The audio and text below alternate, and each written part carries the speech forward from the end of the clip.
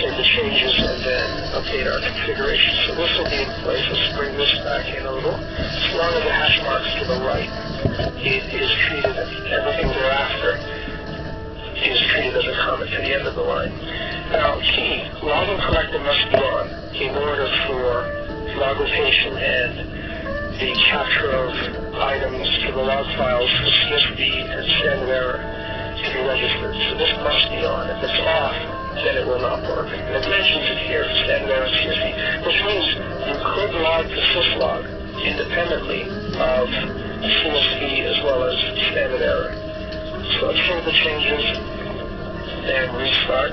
We should have an instance in our history. This will generate a new file, and it should be something that's close to our current date, 11/27, the current time that is, and there it is. So if we examine the contents of this file, we should see that it includes, that's the CSV version that is, and the company version of copy this is the standard file.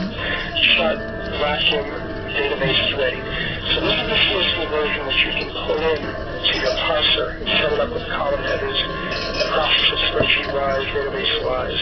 And there is a schema that matches this, which includes timestamp, so on and so forth. So these are the messages. There's the message area. So simultaneously we're getting CSV, standard error, and syslog. Let's tail again, or take a look from this other shell at, and this one is where we source new connections. So let's rerun our watch, and we should see that it reflects that service has been restarted at 11/27 with its accompanying messages. So this is working out beautifully. Logging is rather straightforward to implement. Again, the key thing with respect to verbosity is to simply influence the level of verbosity. That's rather straightforward. Just navigate to the logging area, and you can then determine whether from the client or server side the level that Postgres should log at. And you may also determine how often logs should be rotated. So it's currently set to a day. Perhaps a week will be more ideal. You can change the facility. You can change the syslog ident, so it sends a different message. If you change this, it will show up in the messages that are sent. Run to log. This is set to notice level or higher. So in this case, it will not get anything below, but if you need to debug client messages, let's say a client is trying to connect and is failing because of an SSL issue, then changing the client new message would help. Or logging a message. In general, to see client and server perspectives could be something that you would take a look at. And as mentioned, the duration statement will help you if there are slow queries that are causing you grief. So with that said, logging is in place. It has been in place at least at the standard error level. Normally, for a production database server, you want to log, for the most part, standard error messages and not much more. We turn on CSV and syslog, which isn't so bad for production. Syslog is, and you should just note as a caveat, so note, and this is standard across the board, syslog is UDP-based and is subject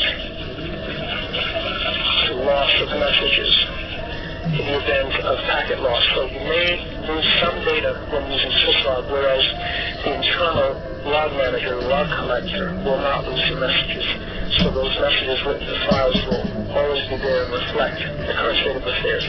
So now you know where to check as we continue our studies for messages that are of concern as we use the system, as we execute queries and generate errors and so on.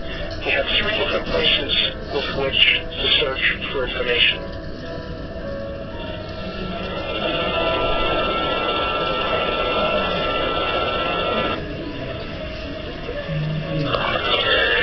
We'll spend some time exploring a little bit about the PostgreSQL environment, including how it logs, amongst other things such as its primary config files, how to install it, and so on.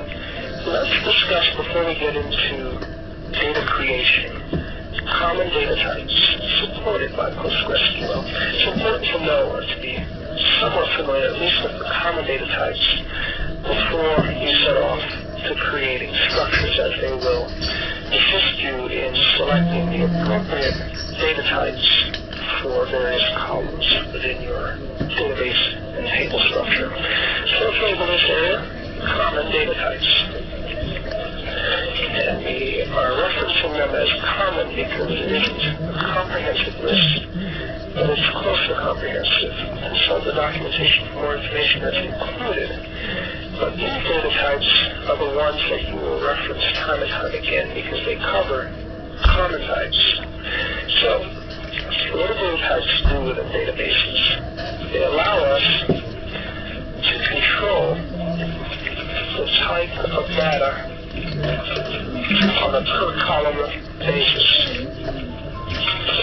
That's important because not only are you able to structure information in databases, relational databases, you're able to specify precisely on a per column basis the type of data, whether it's a timestamp, a numeric value, a string such as text, a monetary value, XML, an array, you name it, PostgreSQL seems to be able to support it.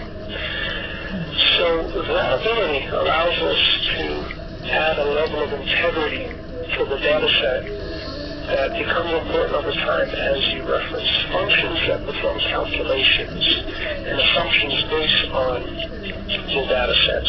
So in other words, as opposed to storing your information loosely without meaning, databases allow us to add significant meaning, not only structure, but significant meaning to every piece of data collected. And that's the notion behind common data types, and all the data types, for that matter, supported by DBMSs such as PostgreSQL. Now, the SQL spec lays out many of the types that were mentioned, and PostgreSQL extends the SQL spec in some cases, and there are some differences. But nonetheless, the types that are supported by most are the DBMSs, and as a consequence, you should be able to transport your data in and out of PostgreSQL without problems. For example, to MySQL and back, to Oracle and back, to Microsoft SQL and back. So, let's talk about the various types. Let's begin with numeric. Now, whenever we want to store numerical values, we're concerned with different types of numerical values based on the potential or size variation of the numeric value. So the potential for the numeric value to be a certain size or exceed a certain size. So whenever you're sizing your columns that are numerical, you should be concerned with the different types that are available to you. There are free types that cover all of the types, free types like numeric, or rather wide open types like numeric, which may potentially use more storage on the file system, which is not so much of an issue nowadays with today's large storage sets available in the way of SATA and otherwise. But nonetheless, in being precise, you should think carefully about each column of information that you'd like to store and how that information should be stored. So with that said, suppose you want to store numerical data on the order of, or within 16 bits. And of course these are whole numbers only, not fractional or floating point numbers. So we've got a few types available to you that are in compliance with the SQL spec. The first and smallest is called small int. Small int is 16 bits wide, or 2 bytes, which means you can store values, and these are whole numbers, within the range of 16 bits. Now, 16 bits or 2 bytes provides you with a range of 0 to 65 to 536. However, if the values are to be signed, then it's 2 to the 15th negative and positive side. So, for example, let's look at our calculator and just cover some of these items. We'll launch a session, and it's seemingly just 1 bit less with respect to signed data.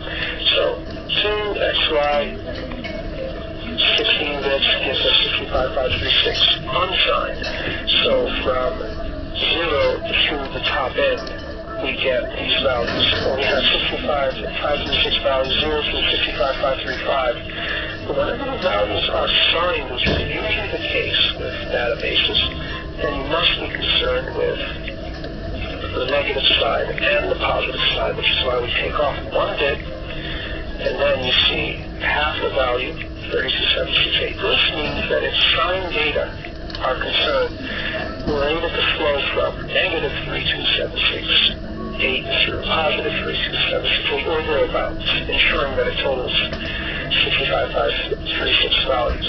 So small int is 16 bits, and if your values, whether signed or not, fits within roughly negative 32,768 through the positive side, then small int is how you should define that particular column. Now again, you should caution that this applies to whole numbers only. When a column is defined as small int, it will not accept. In other words, it will generate a standard error which will be logged currently to 3 places as per our log configuration. It will generate an error along the lines of the floating point or a fractional number being an invalid number for a small int column. Now next up is int, which is also in the SQL spec and is expanded to simply mean integer, and it is 32 bits wide, or 4 bytes, like IP addresses. IP version 4 addresses to be more specific. Again, this is whole number support only. Now, 232nd is roughly 4 billion possible numbers, and 2 32nd, 4 billion, a little over 4 billion. And 2 to the 31st will give us the negative and positive sides of these items. So from negative 2 billion to positive 2 billion is a range of values that your typical signed values, that your typical int column will support. Again, they must be whole numbers, so if you attempt to insert a monetary value with a decimal and values to the right of a decimal, an error will be generated. Now, if you need to store more than 4 billion signed or unsigned numbers, then you should consider big int. Big int is 64 bits in width, and it stands for big integer, so your integer is big. And as a consequence, it allows us to occupy 64 bits, or a full 8 bytes. And again, this is a whole number only column.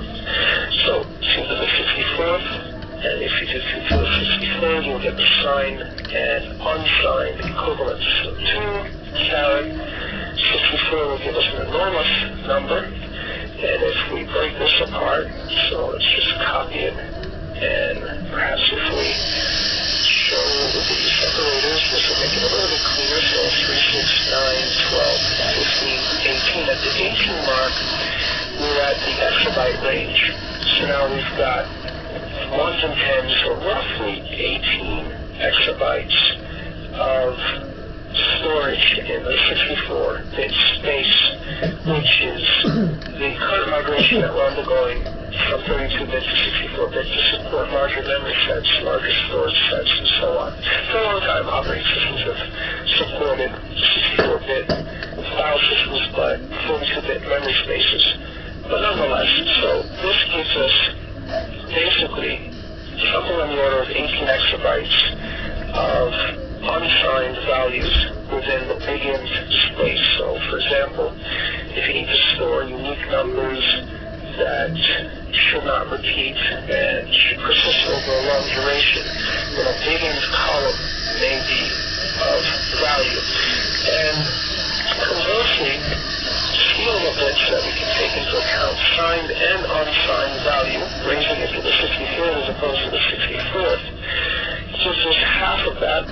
And with the commas, it's nice and neat, so we've got 6, 12, 18, 9 exabytes, so half of the 18 exabytes, 9 exabytes. So this makes it a little bit more manageable. So from negative 9 exabytes roughly to positive 9 exabytes, the big int column, which is 64-bit, will support. Now, to summarize all of these, if you want to be lazy and accommodate pretty much all sorts of numbers on the order of big int plus fractional components or fractions, decimal fractions, then your reference is type numeric. Numeric optionally supports 2 options. They include precision and scale. Precision and scale allows us to specify the sequel how precise we want to be with respect to significant figures and the size of, or the number of values to the right of the decimal point. So let's just note that precision is equal to significant figures across the entire result or value that's stored, and scale is concerned with number of values to the right, number of digits, of course, of the decimal point. So as an example, if you wanted to store something with a precision of, let's say, 8 values and a scale of maybe 4, then you could use 8, 4, which means the entire value should not exceed 8 values and at most 4 digits to the right of the decimal point. But with no options, let's just note, numeric sans precision or scale supports an amazing 1,000 digits of precision, which should fit pretty much all applications, and that's numeric instead of numerica. So if you, when deciding to define your integer or numeric to more appropriately term it columns, use numeric as opposed to small int, int, and big int, then you will be able to take advantage of 1,000 digits of precision. This is numeric, as opposed to the standard sequence specs, the small int, int, and big int. Again, it depends how precise you'd like to be. Most people would probably opt to simply use numeric because it covers everything without having any concerns for decimal, non-decimal values. But again, there are some times where you want constraints on columns such that normal decimal values should be entered, perhaps supplier pricing or salaries or other monetary values or other numeric values that must always contain decimal fractions. Continuing within the numeric realm, we've got real, and real is 32 bits or 4 bytes wide, and it's variable, so it can support a large number of values to the left of the decimal point, and to the right of the decimal point it supports 6 decimal digits of precision.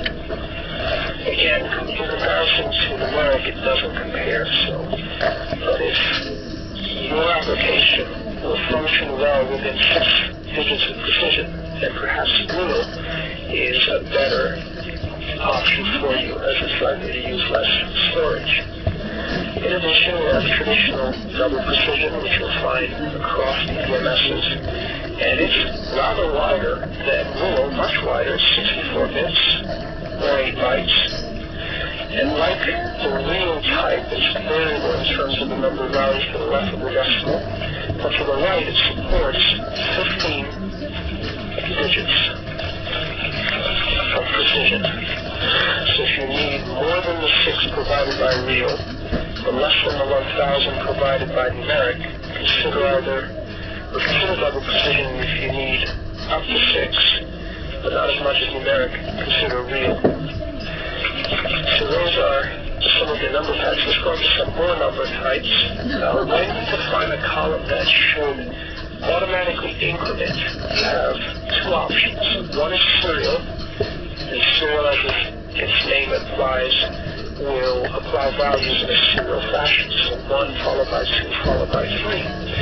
The serial type is 32 bits wide, which can pose a problem for busy tables.